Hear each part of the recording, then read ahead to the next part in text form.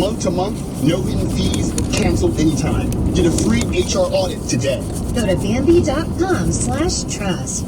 Spelled BAM to the BEE.com/trust.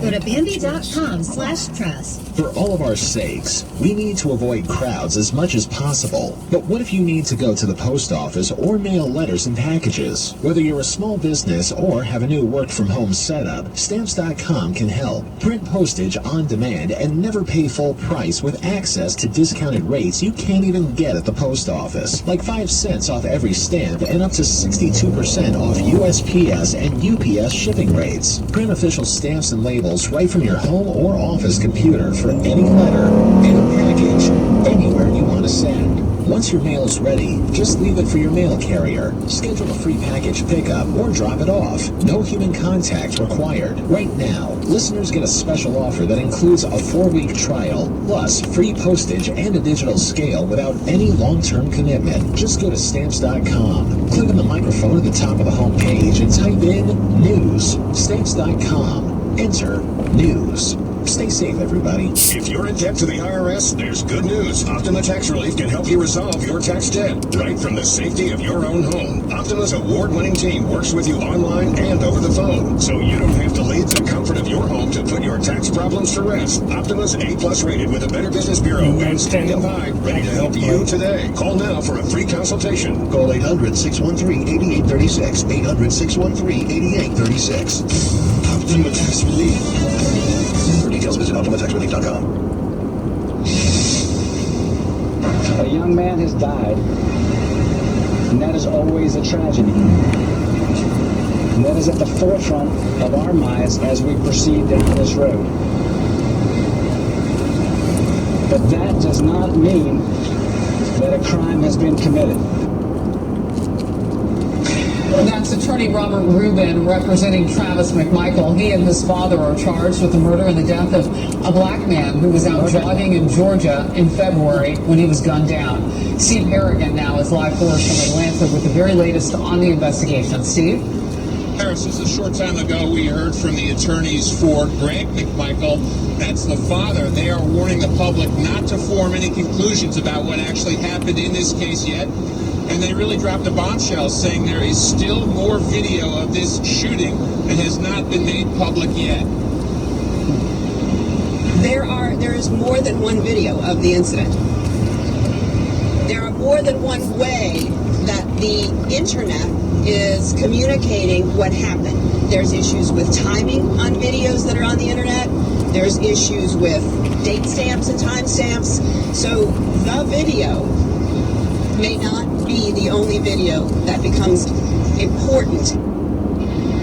The McMichael's father and son told police that they thought they were pursuing a burglary suspect who entered an open-air construction site, a home under construction. But we just heard from the owner of that home a short time ago. He said after reviewing weeks of security video, he has seen a number of people enter into that construction site. Nothing was ever missing, and he suspects that Arbery may have simply been going in there to get a drink of water. Arbery's family said he was jogging at the time, and Arbery's mother said she hopes the two men who she says murdered her son get the death penalty. No, my son was in he was shot and killed. My mom wasn't given a chance. He wasn't given a chance to live. He chose to fight and he still was killed. So I think that they should give Ahmad that. There was no arrest in this case for more than 2 months. The arrest came only after some video surfaced showing that attack when a struggle over a shotgun led to 3 shots being fired and the 25-year-old Arbery being killed. They are in jail right now, father and son, awaiting a bond hearing. The attorneys say they hope to get them released on bond soon. Harris, back to you. Steve Harrigan, thank you very much for bringing the facts forth on this case for us on this busy day. This highly sensitive case is getting even more complicated, as you can see from Steve's reporting. With more on what to make of the new developments, joining me now is South Carolina Senator Tim Scott. Senator Scott, thank you for being with me. I want to share with the audience, you know, I follow you on social media, and I caught your passion and your anger at moments around this issue of getting to the truth, getting to the facts. What do you make about these latest developments in the Arbery case, that there may be other video out there that would be significant to see?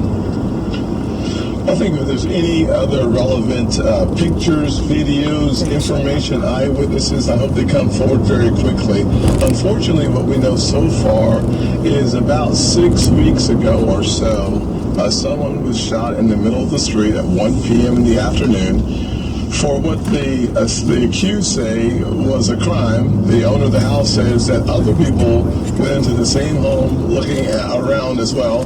3 weeks ago, I was looking around new construction in my neighborhoods and throughout North Charleston, the same city where Mr. Scott, Walter Scott, was shot in the back 5 times. Someone fortunately caught it on the video. And similar facts emerge in both situations from my perspective. The good news is there is a video. If there's more that's forthcoming, fantastic. But if everyone who goes into new construction is going to be shot and accused of a crime, about half of the country would no longer be with us. Wow.